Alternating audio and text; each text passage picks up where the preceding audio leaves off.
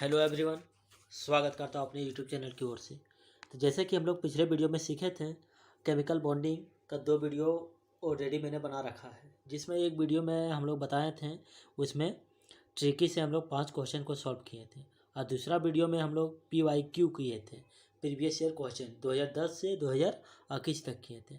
और ये वीडियो में हम लोग जानेंगे कि केमिकल बॉन्डिंग से किस किस प्रकार के क्वेश्चन अब 2022 में आने के चांसेस हैं, किस किस प्रकार के क्वेश्चन 2022 में आने के चांसेस है, यानी गैस क्वेश्चन प्राप्त करेंगे। केमिकल बॉन्डिंग से गैस प्रश्न प्राप्त करेंगे, जो कि ये आखिरी वीडियो होने वाला है केमिकल बॉन्डिंग का। उसके बाद हम लोग पीरियोडिक टेबल में इंटर करेंगे। तो चलिए हम लोग शुरुआत करते हैं बिना समय गवाए। क्वेश्चन नंबर 1 में पूछा है, इन molecular orbital diagram MOT diagram में for the molecular ion N2 plus the number of electron in the sigma 2p molecule। तो इसका ऑप्शन दिया है, ऑप्शन ए में है 1, बी में है 0, सी में है 2 और डी में है 1। ठीक है, तो इसका करेक्ट आंसर होगा, वो होगा 2। निकाल कर देखोगे। क्वेश्चन में क्या है, नेक्स्ट क्वेश्चन की ओर बढ़ते हैं, जो इस प्रकार है। The geometry of H2S and its dipole moment are. Geometry of H2S और डायपोल मोमेंट आर। तो ये H2S का ज्योमेट्री निकालेंगे। सेंट्रल एटम सल्फर हो जाएगा। सल्फर का एटॉमिक वैलेंस इलेक्ट्रॉन 6 और 2 बॉन्ड से जुड़ा है। तो इलेक्ट्रॉन पेयर कितना हो जाएगा इसका 4, और बॉन्ड पेयर 2, 4 इलेक्ट्रॉन पेयर। ठीक है, 4 electron pair, 2 bond pair, 2 lone pair. तो इसका जो होगा करेक्ट, वो हो जाएगा एंगुलर n नॉन जीरो। इसका जो डायपोल मोमेंट होगा mu equal to non zero, dipole moment non zero होगा। नेक्स्ट क्वेश्चन की ओर इंटर करते हैं। नेक्स्ट क्वेश्चन में क्या पूछा है देखते हैं। The hybridization of atomic orbital of nitrogen 2 plus NO3 minus NH4 plus. तो इसका करेक्ट आंसर हो जाएगा sp2 sp3 रेस्पेक्टिवली। इसका करेक्ट आंसर हो जाएगा ऑप्शन बी। इसका हाइब्रिडाइजेशन निकाल कर देखोगे तो इसका इस प्रकार आने वाला है। नेक्स्ट क्वेश्चन की ओर बढ़ते हैं, जो कि इस तरह है। The common feature among the species cyanide ion, carbon monoxide, NO2 plus R। तो साइनाइड आयन का कितना इलेक्ट्रॉन है साइनाइड आयन का, वैलेंस इलेक्ट्रॉन देखते हैं।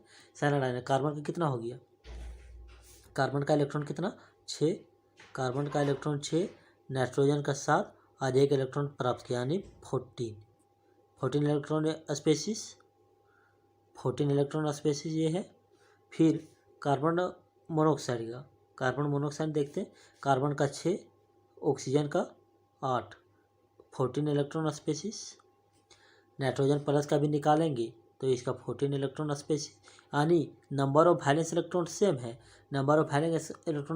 तो ये ऑप्शन गलत हो जाएगा, number of valence electron same है तो आइसो इलेक्ट्रॉनिक होगा। 2 ऑप्शन में दिए तो वैलेंस इलेक्ट्रॉन सेम है, ये आइसो इलेक्ट्रॉनिक होगा।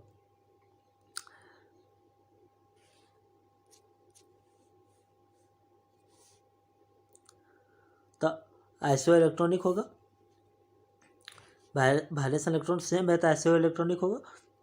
अब देखते हैं 14 इलेक्ट्रॉन स्पेसीज। तो इसका बॉन्ड ऑर्डर कितना आता है, 14 के लिए ट्रिक बताए थे, बॉन्ड ऑर्डर 3 आएगा। तो 14 के लिए 3, तो ऑप्शन ए में दिया है bond order 3 and iso electronic. तो इसका करेक्ट आंसर हो जाएगा option A, bond order 3 and iso electronic. Next question की ओर इंटर करते हैं, जो कि 5वां नंबर प्रश्न है।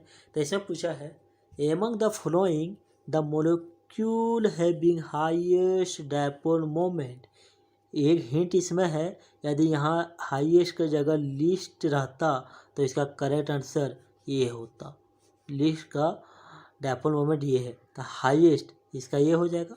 नीचे में इसका डायपोल मोमेंट डिक्रीज कर रहा है, नीचे आने पर डायपोल मोमेंट डिक्रीज कर रहा है। इसका करेक्ट आंसर ऑप्शन ए हो जाएगा, सबसे हाईएस्ट ए का है। नेक्स्ट क्वेश्चन की ओर इंटर करते हैं। नेक्स्ट क्वेश्चन में है specify the coordination geometry around and hybridization of nitrogen and boron atom in a 1:1 complex of BF3 and NH3। तो इसको हम लोग देख लेते हैं, इसको देख लेते हैं। BF3 एंड NH3 का 1:1 रेशियो बनाएंगे। BH3, एक सेकंड, नाइट्रोजन से लेते हैं, NH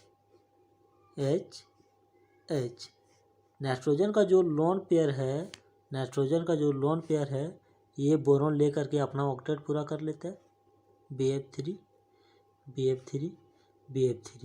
तो यहाँ लेविस बेस कौन होगा? लेविस बेस पहचानो।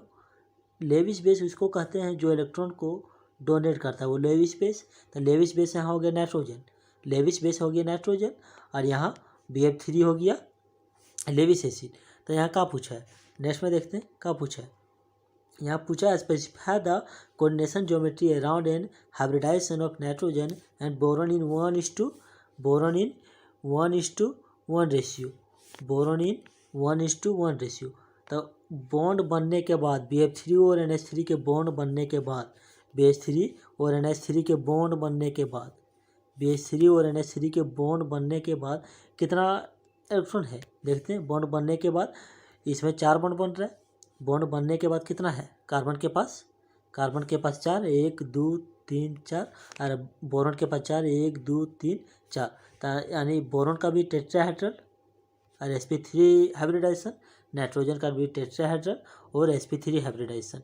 चलिए देखते हैं, ऑप्शन में है टेट्राहेड्रल एंड sp3, और बोरॉन का भी टेट्राहेड्रल एंड sp3। इसका करेक्ट आंसर हो जाएगा ऑप्शन नंबर ए। ठीक है, समझ में आ रहा होगा। नेक्स्ट क्वेश्चन की ओर बढ़ते हैं। अगला प्रश्न है मेरा जो इस तरह से पूछा है। अगला प्रश्न, which of the following are isoelectronic and isostructural. Isoelectronic कहते हैं जिसका इलेक्ट्रॉन सेम हो, और आइसोस्ट्रक्चरल कहते हैं जिसका इलेक्ट्रॉन भी सेम हो और स्ट्रक्चर भी सेम हो। तो इस कंडीशन में हम आइसोइलेक्ट्रॉनिक कहते हैं।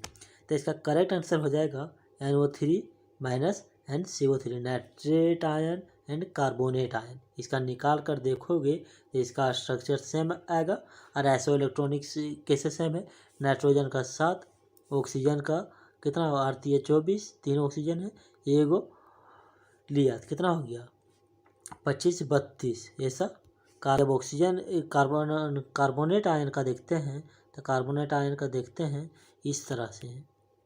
कार्बोनेट आयन का देखते हैं जो कि कार्बन का हो गया 6, ऑक्सीजन का आरती है 24, और 2 इलेक्ट्रॉन लिया, यानी इसका भी 32। तो इलेक्ट्रॉन इसका सेम नंबर ऑफ इलेक्ट्रॉन है, तो ये आइसोइलेक्ट्रॉनिक होगा। और आइसो स्ट्रक्चरल भी निकालेंगे तो इसका सेम आएगा। तो इसका correct answer option number A हो जाएगा। नेक्स्ट क्वेश्चन की ओर बढ़ते हैं। नेक्स्ट क्वेश्चन में क्या पूछा है, which of the following are isoelectronic and isostructural. एक और क्वेश्चन से सेम इसी तरह पूछा है, आइसोइलेक्ट्रॉनिक एंड आइसोस्ट्रक्चरल। इसका हो जाएगा ऑप्शन नंबर ए। क्यों होगा देखते हैं। जेनर का जब निकालता है, जेनर का कितना होता है वैलेंस इलेक्ट्रॉन 8, जेनर का वैलेंस इलेक्ट्रॉन 8। और IBr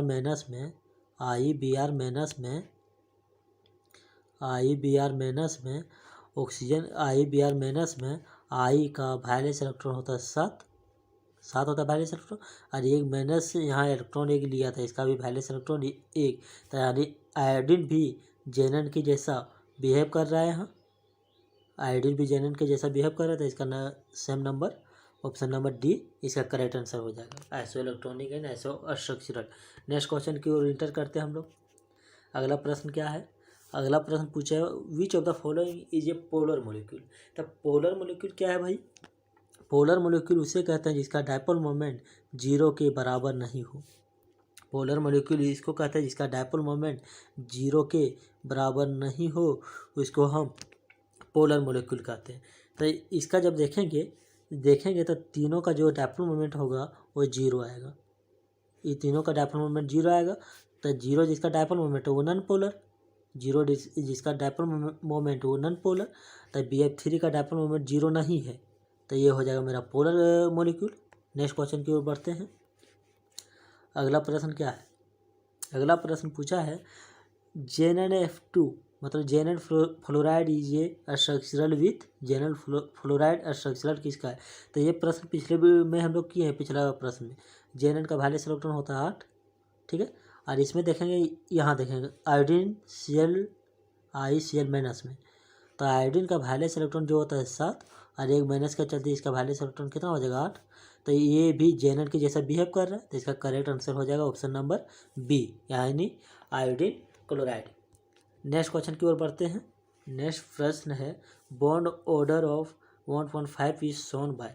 तो बॉन्ड ऑर्डर 1.5 किसका? जिसका वैलेंस इलेक्ट्रॉन 14 होता है उसका बॉन्ड ऑर्डर 3 होता है।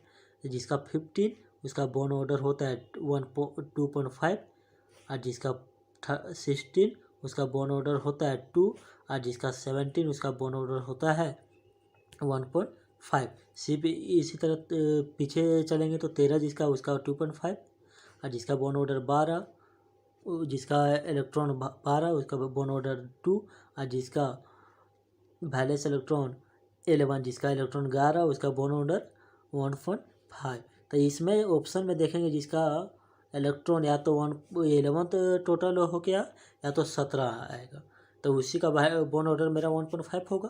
तो देखते हैं किसका है। ऑक्सीजन 2 माइनस का देखते हैं। ऑक्सीजन 2 माइनस का, तो ऑक्सीजन का हो गया 8 और ऑक्सीजन 2 है तो 8 8 16 और 2 इलेक्ट्रॉन लिया यानी 18, तो इसका बॉन्ड ऑर्डर 1 हो जाएगा। O2 का देखते हैं 16 यानी बॉन्ड ऑर्डर इसका 2 हो जाएगा O2 का। और जब O2 प्लस का देखते हैं तब बॉन्ड इसका नंबर ऑफ इलेक्ट्रॉन 17 है। O2 प्लस का वो नंबर ऑफ इलेक्ट्रॉन 17 है तो इसका बॉन्ड ऑर्डर 1.5 हो जाएगा। तो इसका करेक्ट आंसर हो जाएगा ऑप्शन नंबर सी, यानी O2 प्लस। नेक्स्ट क्वेश्चन की ओर बढ़ते हैं। अगला प्रश्न क्या है? अगला प्रश्न पूछा in which of the following molecule are all the bonds not equal. इसमें जो ऑप्शन दिया है इसमें सभी का बॉन्ड इक्वल नहीं है। मतलब इनमें जो होता फॉलोइंग इनमें किसका बॉन्ड इक्वल नहीं है, किसका सभी बॉन्ड इक्वल नहीं था। हमको शक इस पर हो रहा है। इसका या तो निकालेंगे, इसका जब स्ट्रक्चर निकालेंगे तो 90 डिग्री या तो 120 डिग्री का एंगल बनेगा इसमें। तो इसका सभी बॉन्ड इक्वल नहीं, तो इसका करेक्ट आंसर हो जाएगा ClF3।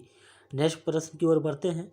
अगला प्रश्न की ओर बढ़ते हैं जो ये है, जो कि ये है which of the following is not iso structural with SiCl4। तो इसका करेक्ट आंसर है SCl4। इसका स्ट्रक्चर निकालोगे तो जिस प्रकार से SiCl4 का आएगा उसी प्रकार SCl4 का स्ट्रक्चर आने वाला है। तो इसका करेक्ट आंसर हो जाएगा ऑप्शन नंबर सी, यानी SCl4। नेक्स्ट क्वेश्चन की ओर हम लोग इंटर करते हैं, जो पूछा correct order regarding the electronegativity of hybrid और बैटल ऑफ कार्बन इज। तो इलेक्ट्रोनेगेटिविटी किस पर डिपेंड करता है? इलेक्ट्रोनेगेटिविटी एस करेक्टर के परसेंटेज पे डिपेंडेंट करता है। एस करेक्टर के परसेंटेज पर डिपेंड करता है। जिसका एस करेक्टर ज़्यादा होगा उसका इलेक्ट्रोनेगेटिविटी ज़्यादा होगा और जिसका एस करेक्टर कम होगा उसका इलेक्ट्रोनेगेटिविटी कम होगा। तो इसमें हम लोग देखते हैं ऑप्शन नंबर ए में देखते हैं एसपी का एस करेक्टर कितना है? एस का परसेंटेज 50% और SP2 में एस का परसेंटेज 33.33% और SP3 में कितना हो जाएगा 25%। तो यही मेरा शो कर रहा है, ऑप्शन नंबर ये मेरा शो कर रहा है इलेक्ट्रोनेगेटिविटी किस में ज़्यादा हो जाएगा? SP में सबसे ज़्यादा, उससे कम SP2 में और उस सबसे कम हो जाएगा मेरा SP3 में। तो आई होप ये क्वेश्चन आप लोगों को समझ में आया होगा। चलिए नेक्स्ट प्रश्न की ओर हम लोग बढ़ते हैं।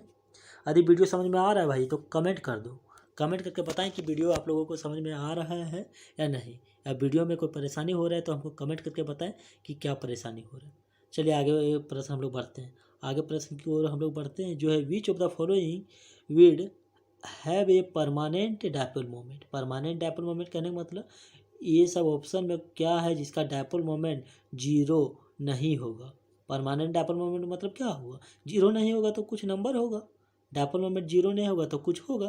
तो ये सारा में dipole moment which of the following would have a permanent dipole moment, इसमें किसका है जो डायपोल मोमेंट होता है? ये सारा ऑप्शन में क्या है जिसका डायपोल मोमेंट होता है? तो इसका करेक्ट आंसर हो जाएगा ऑप्शन नंबर ई। ये सारा तीनों का डायपोल मोमेंट 0 होता है। ये तीनों का डायपोल मोमेंट 0 होता है, और SF4 का डायपोल मोमेंट 0 नहीं होता है। मतलब ये सारा का डायपोल मोमेंट 0 नहीं होता है, मतलब नीचे का ऑप्शन जो है ये सारा का डायपोल मोमेंट 0 होता है। ठीक है, 0 नहीं होता है। ये सारा का ऑप्शन जो है, ऑप्शन नंबर ABCD, ये सब का डायपोल मोमेंट 0 के इक्वल होता है। ये सब का डायपोल मोमेंट 0 के इक्वल होता है। तो इसका करेक्ट आंसर हो जाएगा, इसका करेक्ट आंसर हो जाएगा SF4। इसका करेक्ट आंसर हो जाएगा SF4। ऑप्शन नंबर ये हो जाएगा मेरा, जिसका परमानेंट डायपोल मोमेंट है। ये क्वेश्चन पीछे बताए हैं सेम इसी तरह इसमें क्वेश्चन बताए हैं। कहाँ गया ये क्वेश्चन? सेम इसी तरह पीछे बताए हैं। एक मिनट,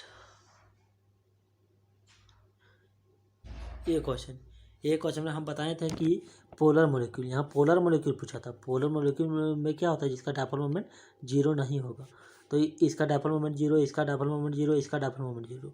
तो वो क्वेश्चन का सुधार लेना थोड़ा। इसका करेक्ट आंसर हो जाएगा SF4, जिसका डायपोल मोमेंट 0 नहीं होता है।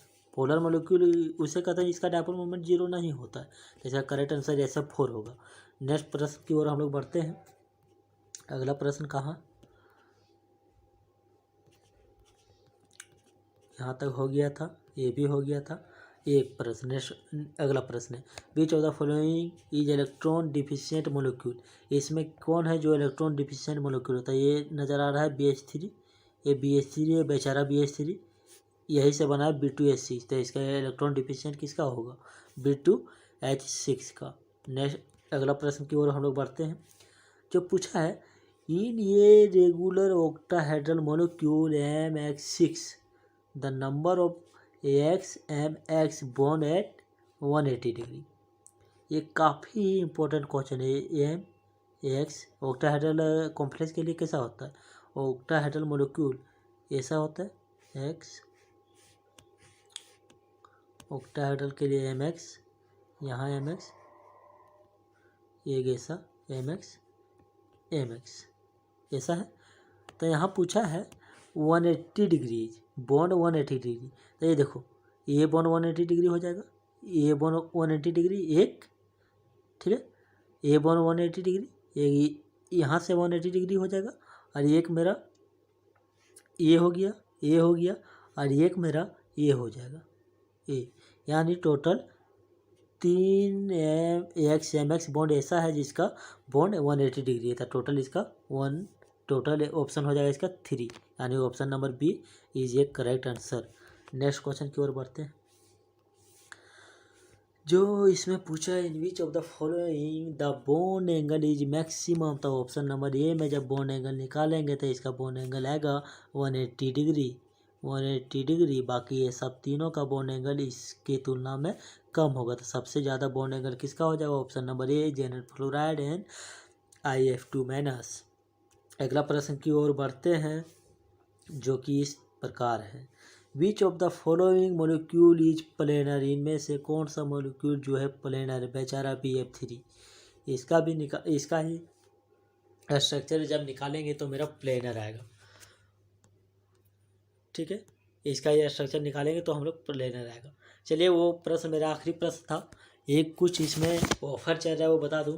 ये चैनल में IIT JAM का, चैनल में IIT JAM का कोर्स कराया जा रहा है, जो कि टोटल कोर्स का कीमत है मात्र 5000। टोटल कोर्स का कीमत है मात्र 5000 1 ईयर, 1 साल के लिए। इसमें कंप्लीट कोर्स कराया जाएगा। इसमें सिर्फ question, complete course with PDF and तरह तरह का क्वेश्चन, प्रीवियस ईयर क्वेश्चन, और सारा क्वेश्चन का प्रैक्टिस कराया जाएगा, हर लेसन का प्रैक्टिस कराया जाएगा। और यदि कोई स्टूडेंट इंटरेस्टेड है तो ये मेरा व्हाट्सअप नंबर